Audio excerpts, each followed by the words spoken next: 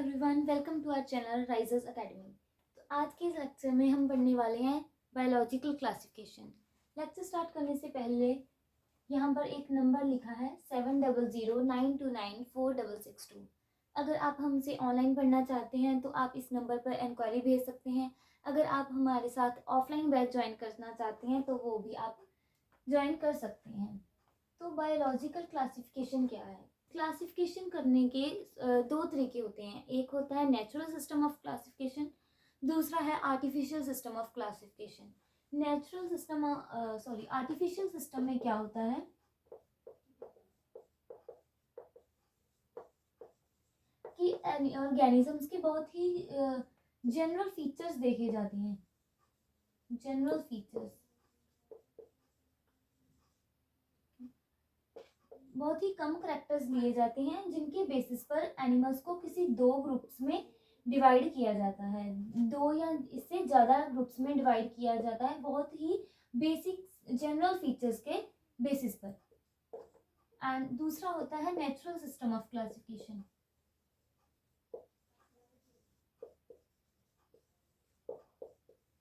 इसमें बहुत हम बारीकी से इसके करेक्टर्स को देखते हैं ऑर्गेनिजम्स के, फिर इनको किसी स्पेसिफिक ग्रुप्स में, स्पेसिफिक क्लास में रखते हैं। ठीक है, तो बायोलॉजिकल सिस्टम क्लासिफिकेशन जो है वो सबसे पहले एक साइंटिस्ट आए, उनका नाम था एरिस्टोटल।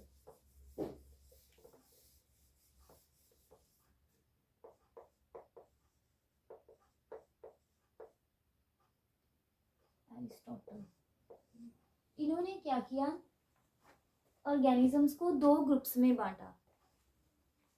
ठीक है, एक प्लांट्स में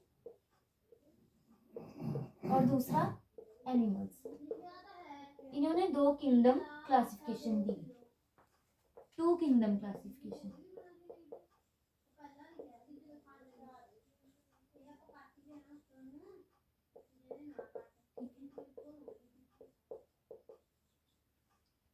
इन्होंने प्लांट्स में भी आगे इनको डिवाइड किया, हर्ब्स में, हर्ब्स, श्रब्स एंड ट्रीज में। और इन्होंने एनिमल्स को कैसे डिवाइड किया, आगे किन किन ग्रुप्स में रखा। इन्होंने एक बेसिस लिया आरबीसीज कि आरबीसीज किन ग्रुप्स में प्रेजेंट है और आरबीसीज किन ग्रुप्स में प्रेजेंट नहीं है। तो इनके बेसिस पर इन्होंने एनिमल्स को भी दो ग्रुप्स में डिवाइड कर दिया। तो आगे हम पढ़ेंगे थ्री किंगडम क्लासिफिकेशन। ठीक है, जो थ्री किंगडम क्लासिफिकेशन दी वो दी एक साइंटिस्ट आए, Carolus Linnaeus.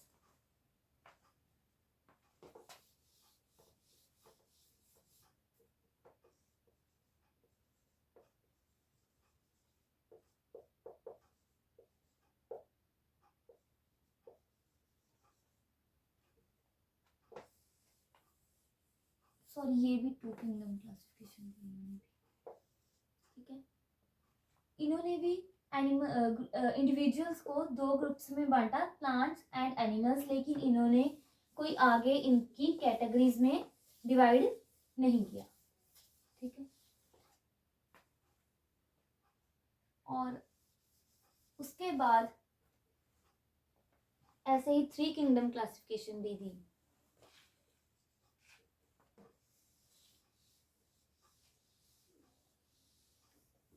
Three kingdom classification दी गई अर्नस्ट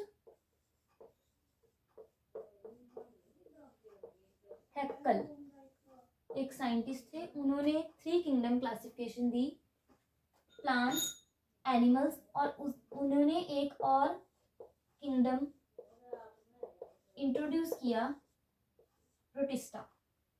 ठीक है, और इसके बाद फोर किंगडम क्लासिफिकेशन दी गई HF कोपलैंड के द्वारा।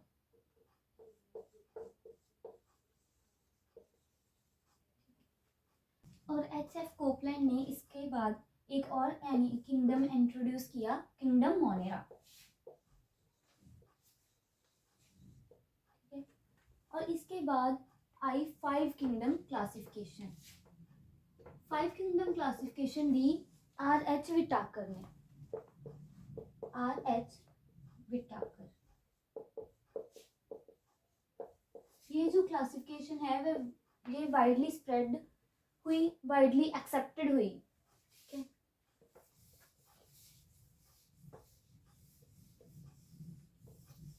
फाइव किंगडम क्लासिफिकेशन को हम डिटेल में पढ़ेंगे क्योंकि ये एग्जाम पॉइंट ऑफ व्यू से भी बहुत इम्पोर्टेंट है। तो R.H. विटाकर ने क्लासिफिकेशन दी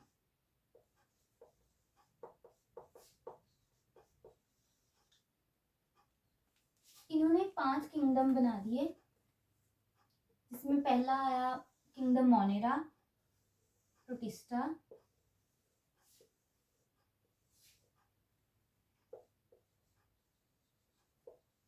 मोनेरा, प्रोटिस्टा,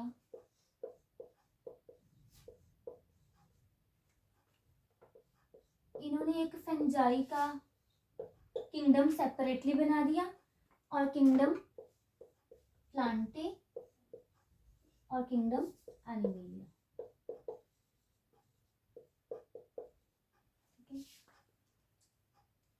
और इन्होंने कुछ क्राइटेरिया लिए जिनके बेसिस पर इन्होंने इन 5 किंगडम्स को सेपरेट किया। किंगडम मोनेरा जो था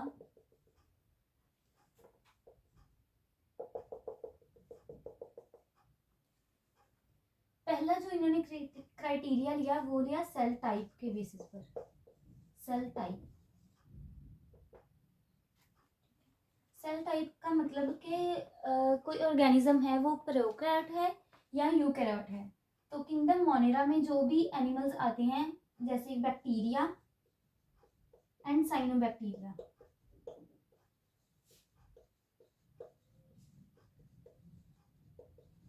ये सभी प्रोकैरियोट्स में आते हैं।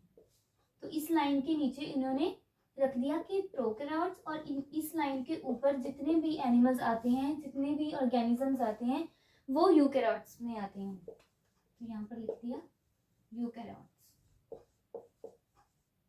और दूसरा इन्होंने क्राइटेरिया लिया बॉडी ऑर्गेनाइजेशन।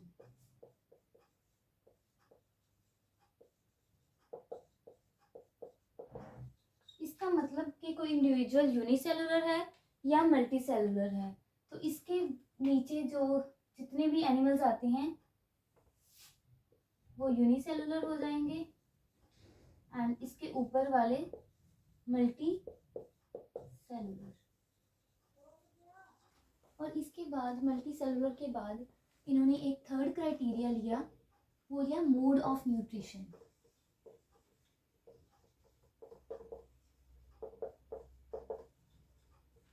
ठीक है, तो मोनेरा के जो इंडिविजुअल्स हैं, ऑर्गेनिजम्स हैं, ये हेटेरोट्रॉफ्स भी होते हैं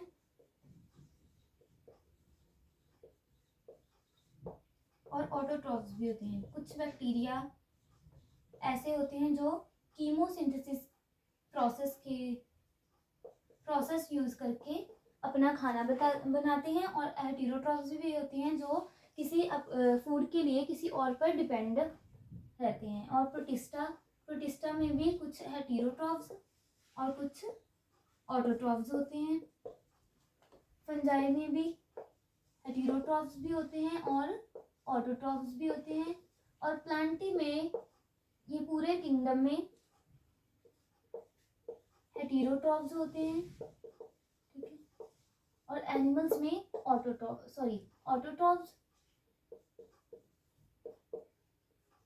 और किंगडम एनिमेलिया के जो मेंबर्स होते हैं वो हेटेरोट्रॉफ्स। ठीक, तो आगे हम देखते हैं कि प्रोकैरियोट्स और यूकैरियोट्स में क्या डिफरेंस है। प्रोकैरियोट्स में इसके जो सेल होता है इसमें कोई भी मेम्ब्रेन बाउंड ऑर्गेनेली नहीं होती, जैसे कि माइटोकॉन्ड्रिया, क्लोरोप्लास्ट, ऐसी ऑर्गेनेलीज जिसमें सेल मेम्ब्रेन प्रेजेंट होती है वो इसमें नहीं होती ऑर्गेनेलिज। एंड उसका जो न्यूक्लियस होता है वो भी cell bounded membrane bounded nucleus ऐसे नहीं होता। इसका जो वो डीएनए मटेरियल होता है वो ऐसे ही न्यूक्लियस में फ्रीली पड़ा रहता है। और यूकेरियोट्स में सभी सेल बाउंडेड और मेम्ब्रेन बाउंडेड ऑर्गेनेलिज प्रेजेंट होती हैं, जैसे कि माइटोकॉन्ड्रिया, क्लोरोप्लास्ट।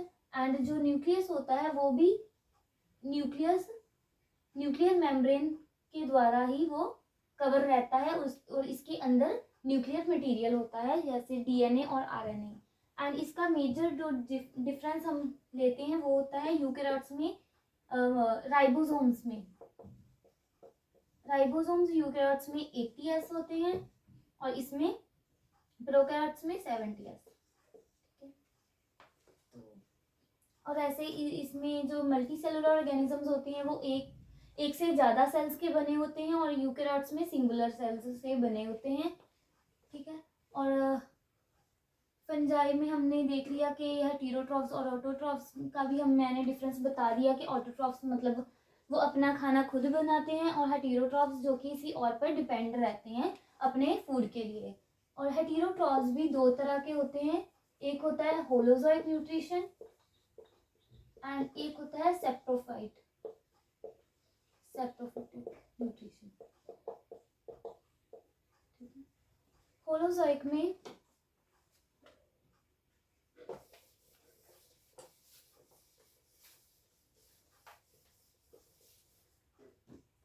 न्यूट्रिशन में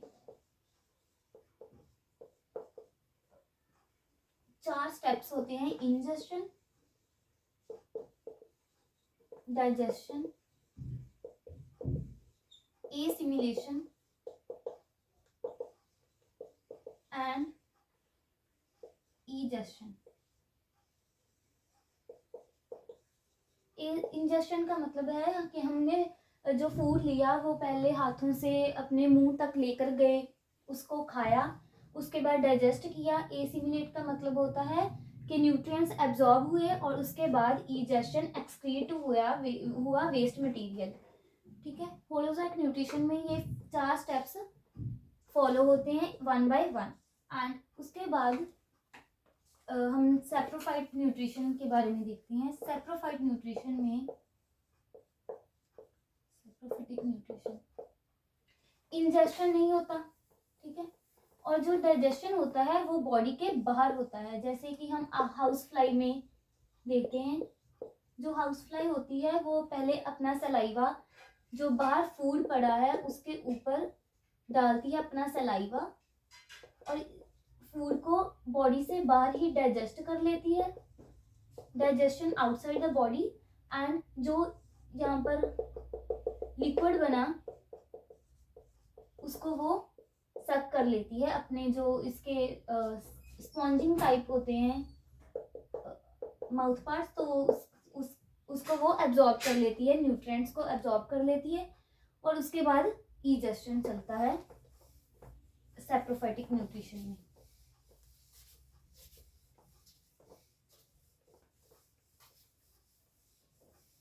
अब कुछ जो प्रोटोजोआ होते हैं वो ऑटोट्रॉफ्स भी होते हैं और कुछ पैरासाइटिक भी होते हैं।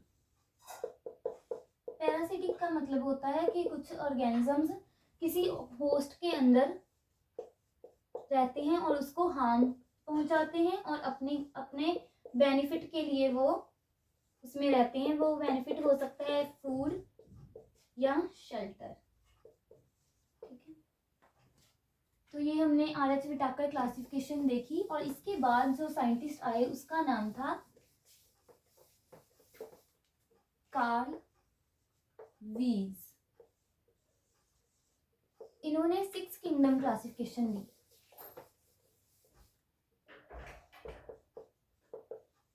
बाकी जो किंगडम थे वो इन्होंने सेम रखे, लेकिन इन्होंने क्या किया, जो किंगडम मोनेरा था, किंगडम मोनेरा, इसमें 2 सब डोमेन बना दिए। ठीक है। एक डोमेन का नाम आर्कीबैक्टीरिया, दूसरा यूबैक्टीरिया।